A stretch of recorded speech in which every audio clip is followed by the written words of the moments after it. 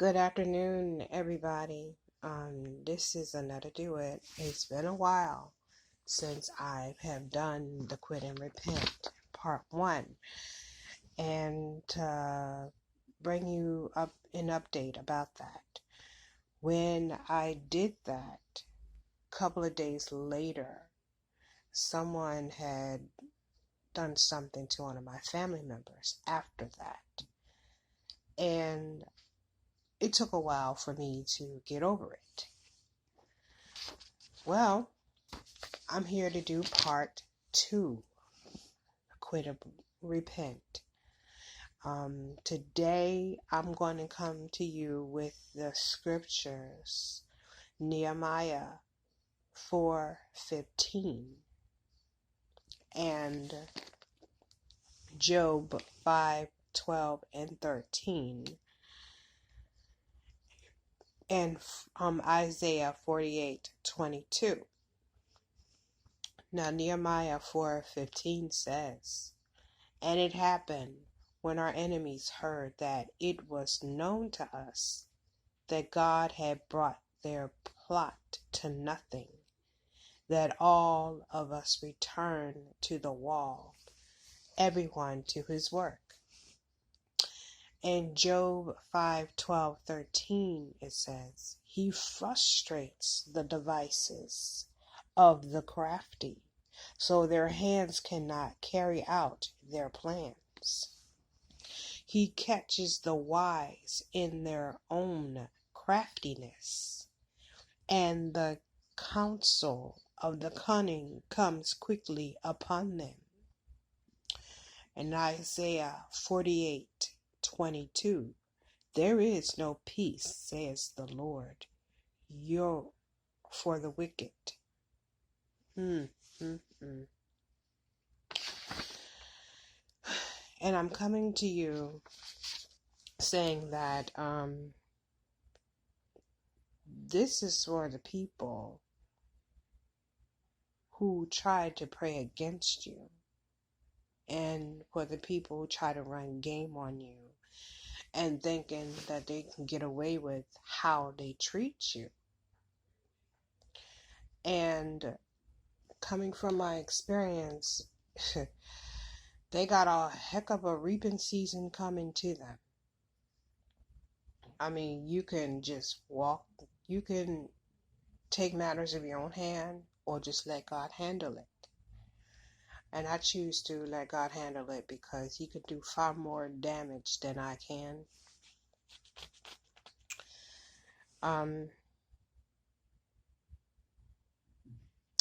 I was in a 9-year abusive relationship, and this serves a warning for men and women who are involved with people from third world countries. Be careful, because if they talk a second or third language and they only speak English to you, they're running game. You know, I've had the experience where I could be around this person that was a narcissist, and they would talk Haitian Creole or French around me, thinking, okay, that's fine, they're talking to their relatives. Not so. They were talking to another person they were cheating on me with. And another thing, you can have prophetic dreams with these people. One day, when I was pregnant with my second daughter, I had a dream that somebody he was messing with took my daughter's shoe and put it in a pink cup and buried it in the sand. She did that because, and I got the interpretation through somebody else, and it was revelation. She did that because she had animosity against me. So, as I told the per the, their father, my daughter's father, about what happened. He threw it off like it was no problem. But then I get to somebody, they explain that to me, the dream that I had, and it was real. And it was true. She tried because she was upset with me. And, for whatever reason, she was trying to establish something, and my daughter had gotten away. Also, you do go through spiritual warfare. You go through spiritual warfare. Sometimes you feel like you're caged in a box, or put in a cage, and you can't move left and right, and they're like they got a tight grip on you, and every time you try to make moves or try to do something positive, they just destroy the thoughts of you ever becoming better, because they're miserable with themselves. I've had the experience where I was working, and I was determined to take care of my daughters, because I was brought up with a two-parent household where my dad worked 3 jobs just to take care of me and my sisters. He did a darn good job. He would make sure that everything was paid. My mom had money. My mom took care of us and everything. He worked day and night from sunup to sundown. And I thank God that He gave me the strength to know that I am a loving person. And He's very, very sensitive about things. He's very big on family. And He taught us to be independent. He taught us to be strong. But somewhere I fell from that part. And I had to learn to regain my strength again. And when I met my daughter's father, all hell broke loose.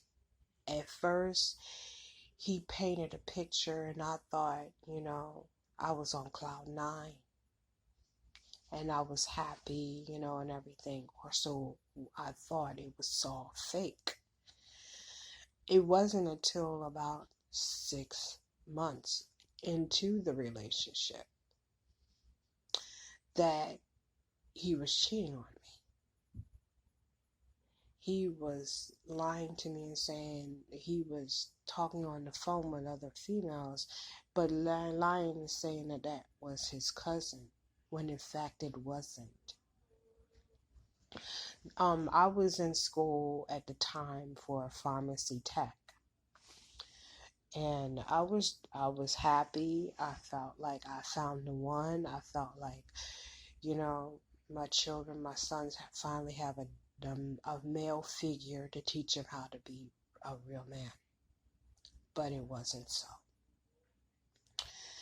Next thing I know, this female that he's cheating on me with, she was calling me, telling me all the details, telling me, okay, what they do and what they don't do, and how they had arguments and all this other crap. And he's telling me one thing, she's telling me another.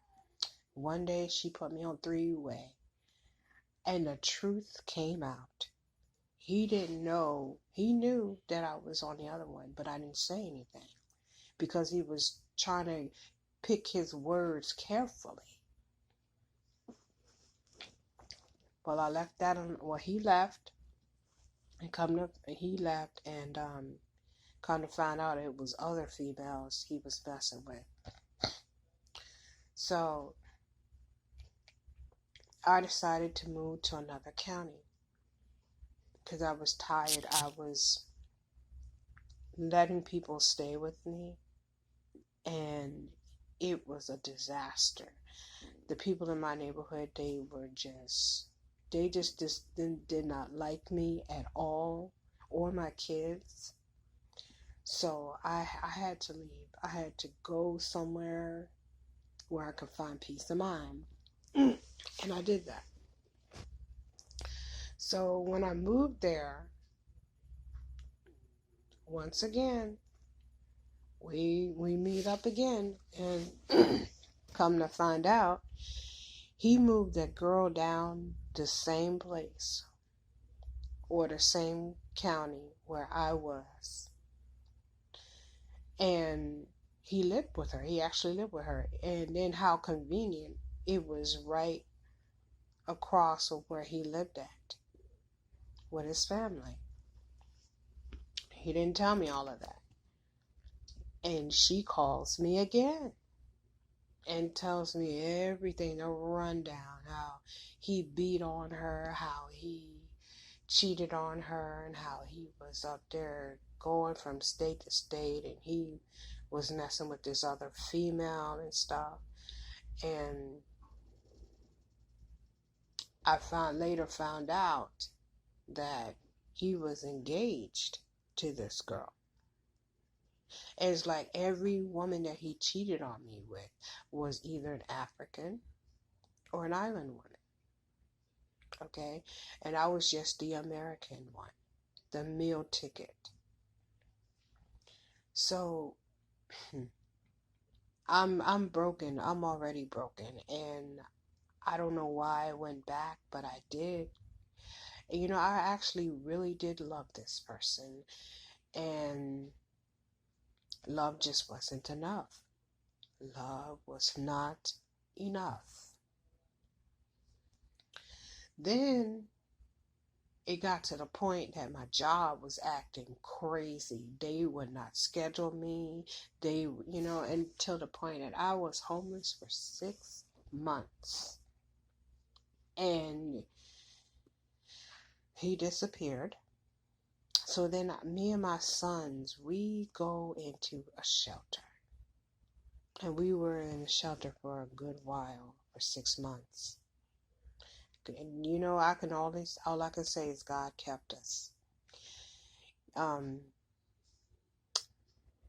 We got there, and one of our roommates was leaving her daughter in the room. And my sons, I always kept my children with me, no matter what. Let's go. I don't care if we had to go to the bathroom. You wait out here for me. Whatever. And this chick was on drugs. So she she had me drop her off to this house. Whatever it was a drug infested house, whatever it was. Then she came back, and I was volunteering at the shelter in the kitchen because you had to do duties a day. It's like almost like a prison. You get assigned duties. And this is where Nehemiah 4:15 comes in at. She came back, and she jumped in my face and saying, Did your son ever come in and touch my daughter? Because she has bruises from black and blue from her pants down and all that other stuff. So the people were asking us questions. It was asking my children's questions. They were investigating and everything. They had CPS come in and investigate us. They couldn't find nothing. So they did a drug test. Mine came out clean. Hers came out dirty. She got put out. And, for lying and not being clean and being honest. See, she plotted that, but it didn't work. So God frustrated the device. Yes, Job 15, Job 5:12-13. He frustrated her devices. Okay.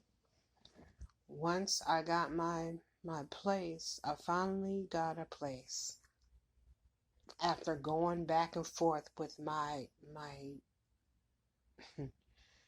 with my counselor.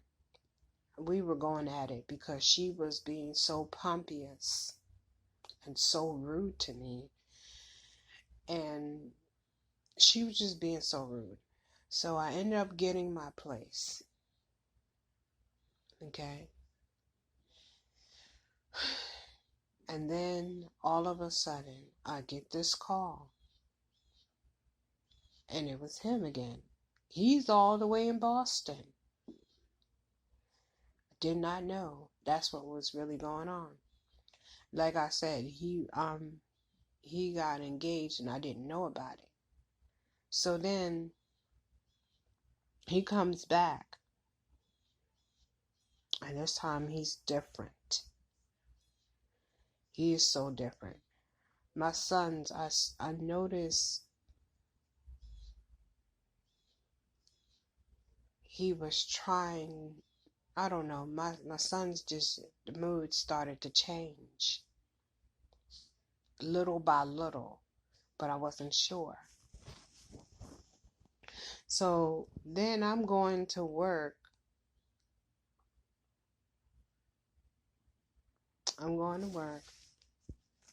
And I'm minding my business and everything. Then one day, it was Valentine's Day. My sons, they wanted some money, and he would not give them anything, and he was just being mean. At first he was all right, but then he just started to change and everything. Then I end up getting pregnant, and for some reason my parents and my sister did not like him. And I see now years later, I see why. So my mom ended up taking my sons. And the crazy thing about it is, everybody that he's been with, the women in his life, their children were taken away. And I was like, that should have been a red flag for me. Then when we goes to court, I find out he had a history of domestic violence. And I did not know that. So then, shortly after that, I find out that he's talking to somebody on the phone. So I goes through there, and I had to, you know what, I was so tired. And I told her the truth. I told her who I was and everything. He had her thinking that he was being good and he was being faithful and everything. So when I talked to her, she was like, oh my God, we were supposed to be married. We're supposed to be getting married next year. I was like, wait a minute. He never told me about you. He never told me about you at all. And I was being honest. And, and she talked to him. Next thing I know, he took his stuff and he left. And I should have said, okay, he should have stayed gone. But then he left his shoes at my house. So that's another thing for narcs.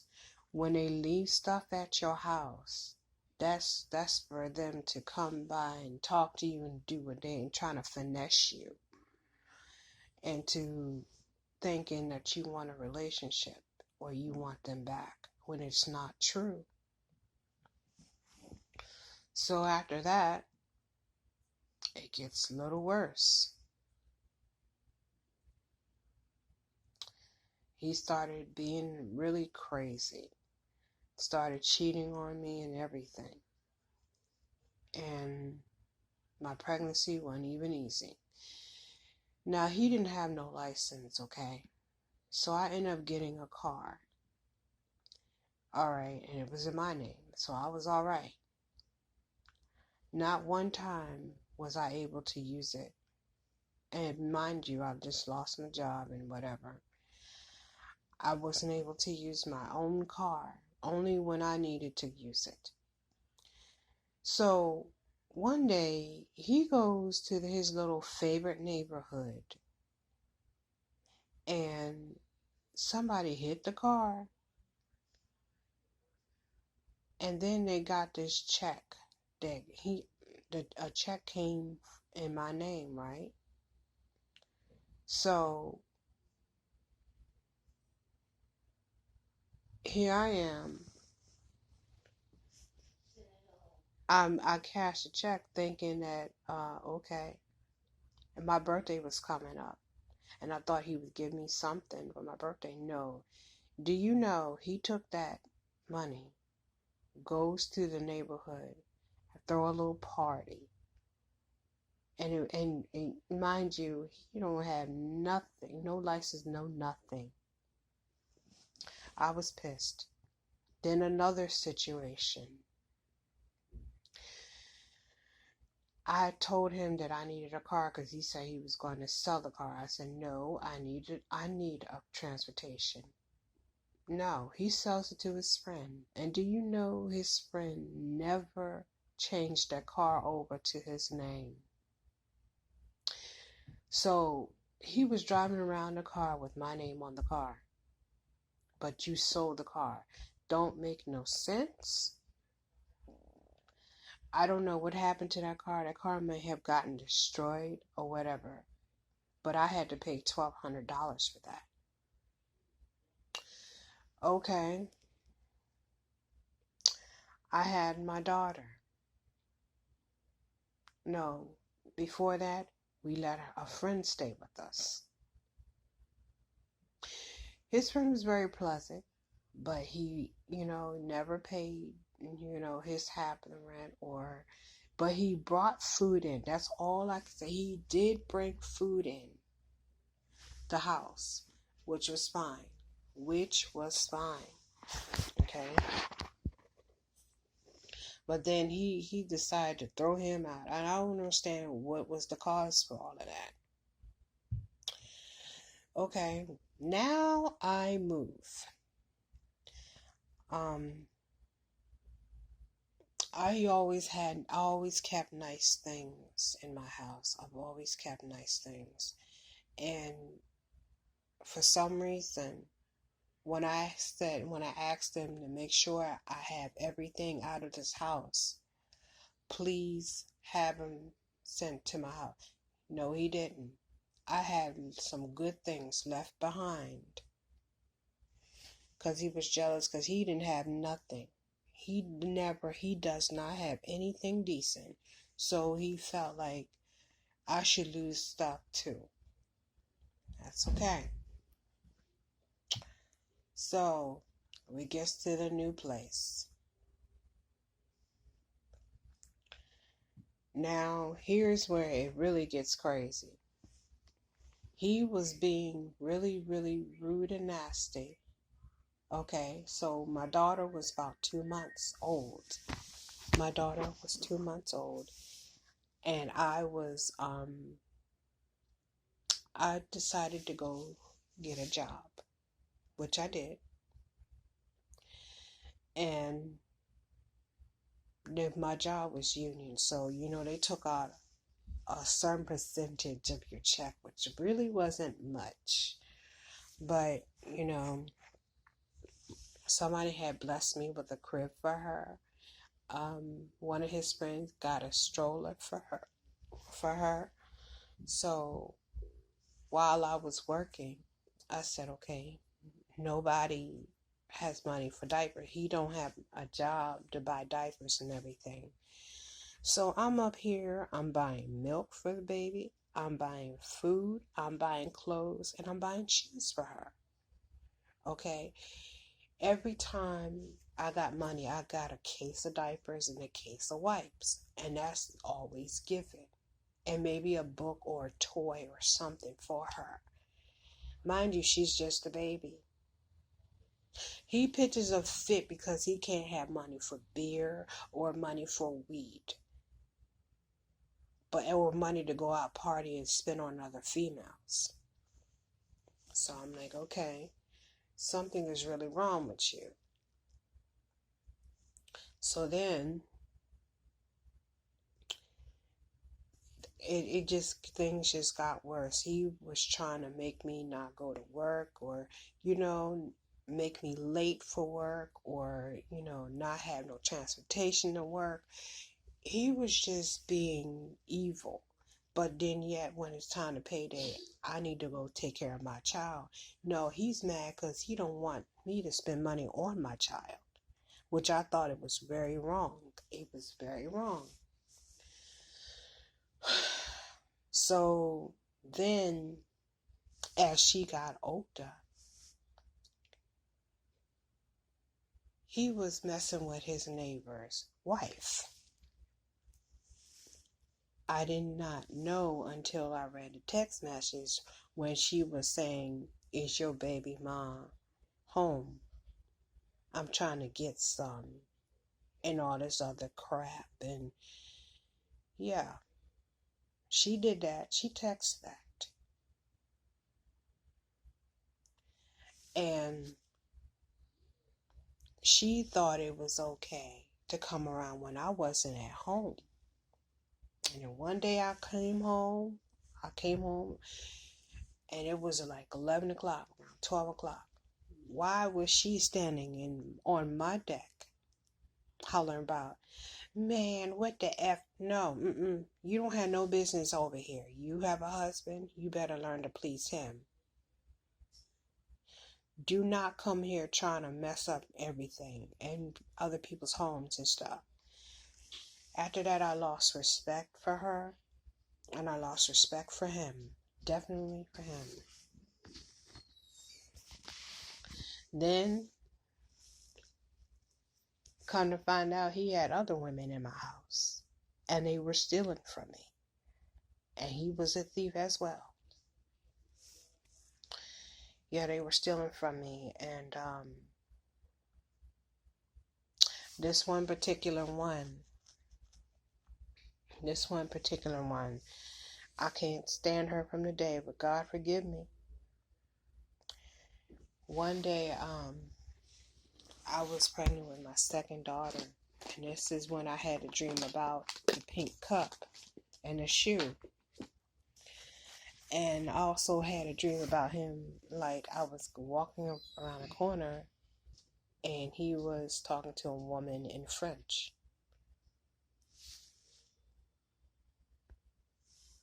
So that's when I knew my dreams are talking to me. Because when I was pregnant with my second daughter, I always seen things in the prophetic realm. So I know my daughter's prophetic.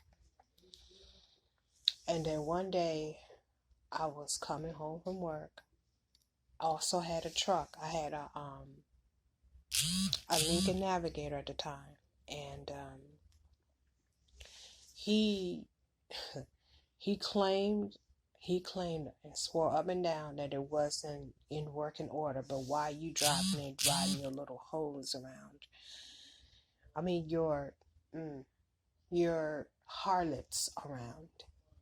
Let's get that straight. Your harlots around. Okay. Instead of doing the right thing.